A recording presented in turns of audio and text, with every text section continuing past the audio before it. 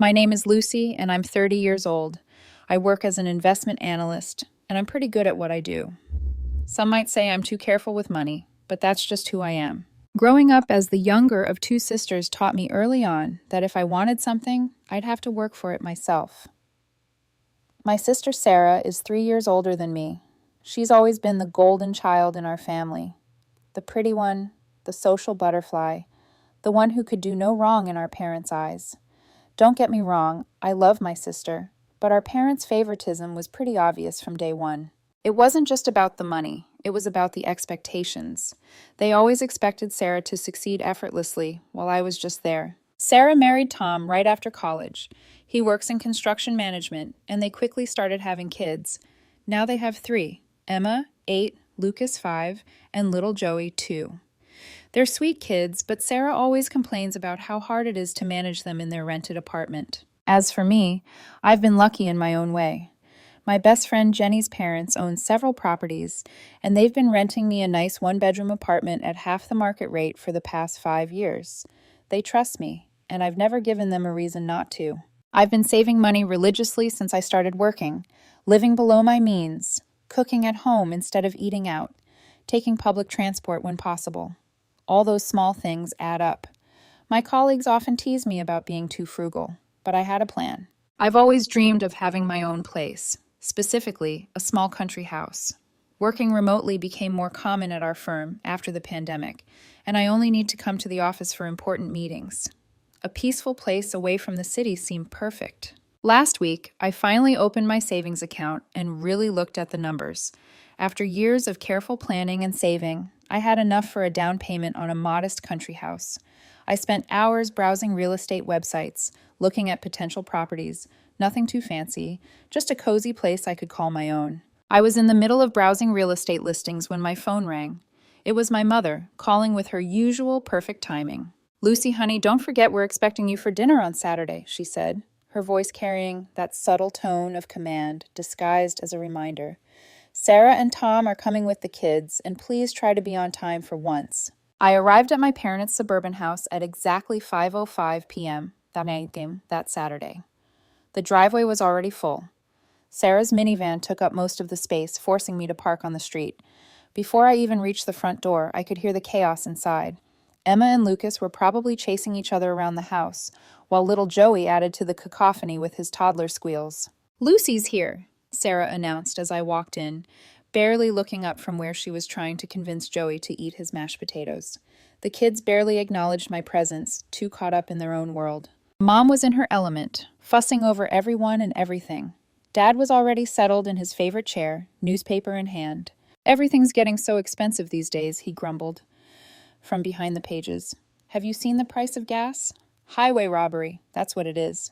"Tell me about it," Tom chimed in, helping himself to another serving of Mom's lasagna. "And my boss, what a piece of work. Yesterday he comes in, right? Completely changes the project timeline without even consulting the team. Who does that?" Sarah nodded sympathetically at her husband while wrestling with Joey's bib. "At least you get to leave the house. Try being stuck in a cramped apartment all day with these three." I took advantage of the chaos to check my phone under the table. There was this perfect little cottage I'd been eyeing. 2 bedrooms, a spacious kitchen, and a gorgeous garden. The price was right in my range, too. I was so absorbed in the photos that I didn't notice Mom watching me until she spoke up. "Lucy, what's so interesting on that phone? You barely touched your food."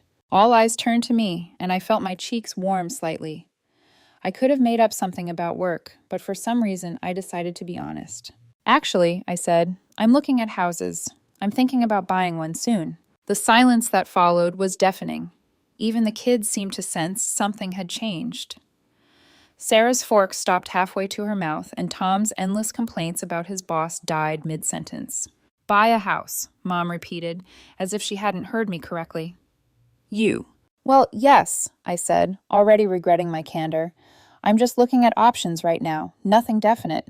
"What kind of house?" Sarah asked, her voice oddly sharp. "Where?" "I haven't really decided yet," I said vaguely, trying to redirect the conversation. "Hey, Mom, this lasagna is amazing. Did you change your recipe?" But I could feel it, the wheels turning in their heads, the unspoken thoughts almost visible in the air. My parents exchanged one of their meaningful looks, and Sarah kept shooting glances at Tom. The usual dinner chaos resumed eventually, but something had shifted. The rest of the evening felt off-kilter, like everyone was playing their usual roles but with their minds elsewhere. A week flew by, and I had almost forgotten about the strange tension at the family dinner. Work kept me busy, and I spent my evenings researching mortgage rates and property taxes. I was in the middle of a Zoom meeting when my phone started buzzing with my mother's caller ID. I let it go to voicemail, but she called right back, 3 times. Finally, during my lunch break, I called her back, expecting some kind of emergency, given her persistence. "Lucy, finally!" Mom's voice was bursting with excitement. "I found the perfect house for you. You won't believe how perfect it is." "Martha, you remember Martha from church? She told me about this listing in her neighborhood. It's absolutely ideal." I put down my lunch and pressed my fingers to my temple, already feeling a headache coming on. "Mom, I haven't even asked for help finding a house." But she was already in full swing, impossible to interrupt. "It has 4 bedrooms. No, 5. The master bedroom is huge, and there are these add-able children's rooms with built-in closets. Oh, and the backyard. There's already a playground installed, can you believe it? And the location is just perfect. Walking distance to St. Mary's Elementary School and the public library." "Mom," I finally managed to cut in, "I appreciate you thinking of me, but that's not what I'm looking for at all." There was a pause on the other end. "What do you mean?" I took a deep breath, trying to keep my voice gentle but firm. "I'm looking for something completely different. I want a small country house, something cozy, just for me. I don't need multiple children's rooms or a playground." "Don't be ridiculous," she said sharply. "You can't just think about yourself. You need to plan ahead. This house is perfect. It's even on sale. Martha says the owners are motivated to sell quickly." "I know what works for me," I said firmly. "I want a quiet place in the countryside where I can work from home. That's what I'm looking for." She made a sound of displeasure in her throat. "Well, don't come crying to me when you realize I was right." The line went dead. I stared at my phone, feeling a mixture of frustration and guilt. But I didn't have long to dwell on it, because my phone buzzed with a message from Sarah. "Hey sis, check this out." What followed was a bar of links to real estate listings. Every single one was a massive family home in the city.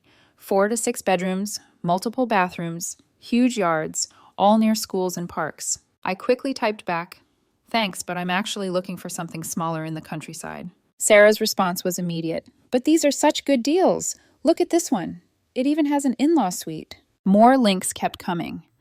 During afternoon meetings, my phone kept buzzing with messages from Sarah. Each one another house listing, each bigger and more family-oriented than the last. I stopped checking Sarah's messages after the 20th house listing. Instead, I called Amanda Chan, a realtor I'd found through positive online reviews. She had a reputation for really listening to her clients, which was exactly what I needed. "I want something small and cozy," I explained. "A country house, but not too far from the city. Good internet connection is a must, since I work from home most days. Maybe a small garden where I could grow some herbs and vegetables." "Budget?" I told her my range, and her eyes lit up. "I think I might have exactly what you're looking for. It just came on the market yesterday. Want to take a look this weekend?" The house was about 40 minutes from the city, set back from a quiet country road. As soon as Amanda's car turned into the gravel driveway, I felt something click inside me. The house was perfect, a charming 2-bedroom cottage with white siding and dark green shutters. A wraparound porch hosted 2 rocking chairs, and mature maple trees provided shade in the front yard. Inside, sunlight streamed through large windows into an open-plan living area. The kitchen was small, but updated with butcher block countertops and new appliances. A wood-burning fireplace dominated one wall of the living room. Upstairs, there were 2 modestly sized bedrooms and a full bathroom with a clawfoot tub. But it was the sunroom at the back of the house that sealed the deal. Windows on 3 sides looked out over a well-tended garden with raised beds and a small greenhouse. "The owner is motivated to sell quickly," Amanda mentioned as we stood in the sunroom. "She's willing to offer a 5% discount for a fast closing." I want it. The next week was a whirlwind of paperwork, mortgage applications, and negotiations. I put down a larger down payment than required to keep the monthly payments comfortable. Every night I fell asleep looking at photos of my future home, imagining where I'd put my furniture, planning what I'd plant in the garden. When everything was signed and official, I felt like I was walking on air. I couldn't wait to share my news with my family, despite their previous attempts to influence my decision. The following Saturday, I drove to my parents' house for dinner, practically buzzing with excitement. Sarah and Tom were already there with the kids as usual. We settled in for dinner, and Mom served her traditional pot roast. The usual complaints and conversations floated around the table. Tom's latest workplace drama, Sarah's struggles with the kids' school schedules, Dad's commentary on the economy. Then Mom turned to me with a smile that made my stomach clench. "Oh, Lucy, I'm so glad you're here. I was just talking to Barbara next door. She's selling her house. You remember Barbara's house? She's willing to give us, I mean you, a good price. You should really consider." "Actually," I interrupted, unable to contain myself any longer, "I've already bought a house." The clatter of cutlery against plates came to an abrupt halt. Emma's cartwheel in the background stopped mid-tea. The silence was absolute. I took a deep breath and started describing my new home, my voice filled with enthusiasm despite the tension around the table. "It's this beautiful cottage about 40 minutes outside the city. 2 bedrooms, the most amazing sunroom, and there's even a small greenhouse in the backyard. The previous owner had these gorgeous raised garden beds and—" "Are you out of your mind?" Dad's fist came down on the table, making the plates jump. I'd never seen him this angry before. Joey started crying at the sudden noise. What?" I stammered, completely thrown by their reaction. "How dare you?" Mom's face had turned an alarming shade of red. "How dare you buy a house without consulting us first? After everything we showed you, all those perfect family homes we found." I felt like I'd suddenly stepped into some bizarre alternate reality. Why would I need to consult you about buying my own house with my own money? "Because we had it all planned out." Mom was practically screaming now. "Barbara's house would have been perfect, right here in the neighborhood, plenty of room for everyone." "Room for everyone," I repeated slowly, feeling increasingly confused. "It's just going to be me living there." The silence that followed was deafening. Mom and Dad exchanged looks, while Sarah sat there with an eerily calm expression on her face. Tom was suddenly very interested in his plate. "Actually, Lucy," Mom said in a tone that made my blood run cold, "the plan was for Sarah, Tom, and the kids to live there with you." I stared at her, waiting for the punchline. It didn't come. "I'm sorry, what?" I managed to choke out. Sarah nodded, as if this was the most natural thing in the world. "We're so cramped in that apartment, Lucy. It's really hard on the kids. Your house would have given us all the space we need." She smiled like she was discussing borrowing a sweater. "And since we wouldn't have to pay rent or utilities, we could finally start saving some money." I looked around the table from face to face, waiting for someone to crack a smile, to say, "Gotcha," or burst out laughing. But all I saw were dead serious expressions. Dad's stiff disapproval, Mom's righteous anger, Sarah's entitled expectation, Tom's awkward avoidance. I struggled to form words. "You all just assumed I would buy a house for Sarah's family to live in?" "Well, of course," Mom threw up her hands. "That's what family does. We help each other." "Help each other," I repeated incredulously. "This isn't helping. This is expecting me to provide housing for 5 people without even asking me." "You're being selfish," Sarah said, her composed facade cracking slightly. "You know how hard it is for us in that tiny apartment. Emma and Lucas have to share a room, and Joey's crib is in our bedroom. It's not fair to the children." I felt like I was drowning, going crazy. The room seemed to spin a little as the full impact of their expectations hit me. They had all sat there for weeks planning out my future, deciding how I should spend my money, without ever once considering what I wanted, or even thinking they should ask me about it. "You need to cancel this ridiculous purchase immediately," Mom demanded, her voice sharp with authority. "Call your realtor first thing Monday morning. Barbara's house is still available, and it's perfect. Right here in the neighborhood, close to all the good schools and kindergartens." "No." I stood up from the table, my chair scraping against the floor. The word came out stronger than I expected, fueled by decades of pent-up frustration. The dining room erupted into chaos. Mom jumped up from her chair, waving her arms. Dad's voice boomed over everyone else's. The kids started crying, picking up on the tension in the room. "But we'll be so cramped," Sarah wailed, as if she hadn't heard me at all. "Do you know how hard it'll be to get the kids to school from all the way out there? Emma has ballet on Tuesdays. Lucas has soccer on Thursdays." I spun to face my sister, something inside me finally snapping. "You're not going to be cramped anywhere because you're not living in my house. None of you are, ever. Is that clear enough for you?" The room fell silent. They all stared at me like I'd grown a second head. The entitled shock on their faces was almost comical. "Lucy!" Mom gasped, clutching her pearls. "How can you be so cruel to your own sister?" I grabbed my purse and headed for the door, their voices rising again behind me. I couldn't listen to another word. I got in my car and drove home in a daze, their screams still ringing in my ears. Sitting alone in my apartment later that night, memories started flooding back. Christmas 1999. Sarah got the expensive American Girl doll she wanted, while I received the knockoff version from the discount store. They look exactly the same, Mom had said, but they didn't. Our 16th birthdays. Sarah got a brand new Volkswagen Beetle when she turned 16, complete with a big red bow on top. I got Dad's old Honda with 150,000 miles on it and a tendency to break down. High school graduation. Sarah's graduation party was a catered affair in the backyard with a hired DJ and custom decorations. Mine was a quiet family dinner because Moyens and we had too many expenses that month. College years. Sarah attended her dream school with our parents covering every expense: tuition, room and board, even a generous monthly allowance. Meanwhile, I spent my senior year of high school applying for every scholarship I could find, staying up late to maintain my perfect GPA, knowing it was my only shot at higher education. And now here we were. After years of favoring Sarah, of giving her everything while I worked for scraps, they just assumed they could commandeer my house, the one thing I'd achieved completely on my own. They'd planned to hand over my dream home to Sarah, just like they'd handed her everything else. I was in the middle of packing my kitchen when the aggressive pounding started on my apartment door. The coffee mug I was wrapping in newspaper slipped from my hands, but thankfully landed on a pile of packing paper. "Lucy, open this door right now," my father's voice boomed through the wood. "We know you're in there." I froze, bubble wrap still in hand. More pounding followed. "Go away," I shouted back. "I'm not discussing this anymore." "Don't you dare talk to us like that." Dad's fist made the door rattle in its frame. "We raised you better than this." My hands were trembling as I picked up my phone. "If you don't leave right now, I'm calling the police. I mean it." I pulled up the keypad on my phone and deliberately pressed N, making sure they could hear the beep. "I'm dialing right now." "You ungrateful little—" Dad's curse was cut off by Mom's sharp intake of breath. "We'll leave." Mom's voice had turned cold as ice.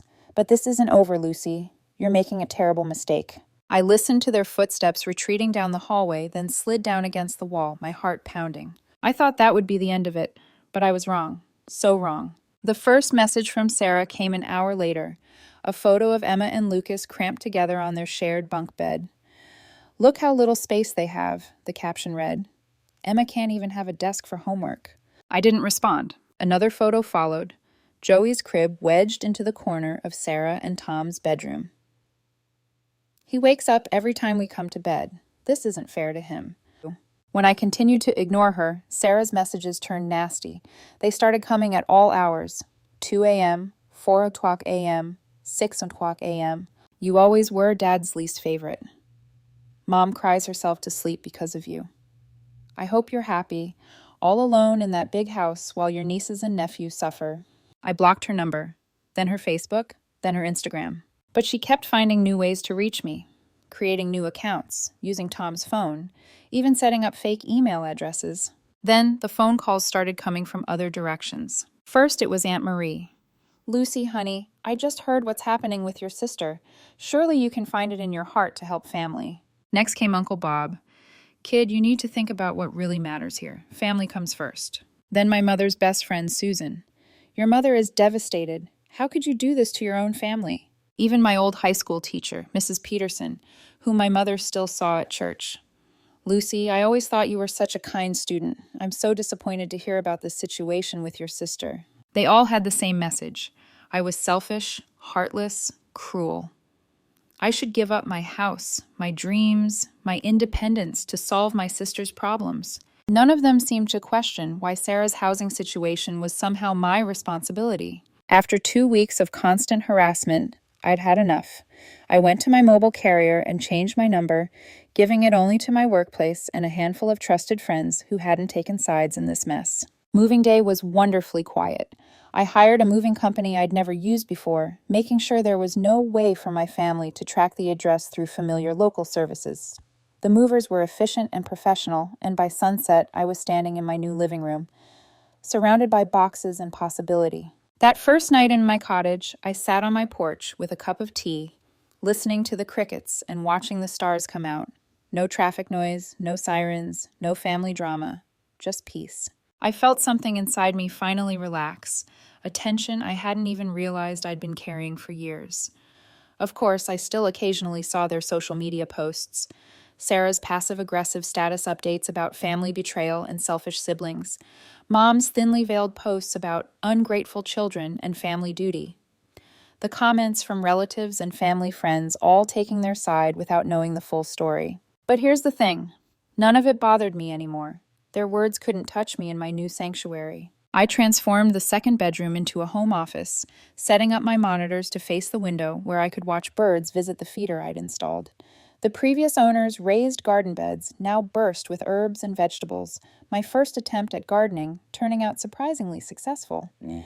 The greenhouse became my weekend project, slowly filling with plants that made the space feel alive and vibrant. My work productivity actually improved without the constant family interruptions. My boss noticed and gave me more responsibility, along with a raise. I started taking online courses in investment strategy, expanding my expertise without anyone telling me I was wasting my time, or that I should be focusing on finding a husband instead. Sure, there were moments when I missed the idea of family. Not the reality of my family, but the dream of what a supportive family could be. Those moments usually passed quickly when I remembered the peace I'd gained in exchange. I made new friends in the area, other professionals who worked remotely, a local gardening group that met monthly, neighbors who respected boundaries and didn't feel entitled to my space or time. None of them knew my family history, and I preferred it that way. They knew me as I am, not as the person my family tried to force me to be. The funny thing is, I'm probably being more true to my parents' original dreams for their daughters than Sarah is. They raised us to be independent, successful women. They just never expected me to be the one who actually did it. And they certainly never expected me to be independent from them, too. Sometimes the best family you can have is yourself, at least until you choose to add to it on your own terms, in your own time, in your own way. And that's more than enough for me.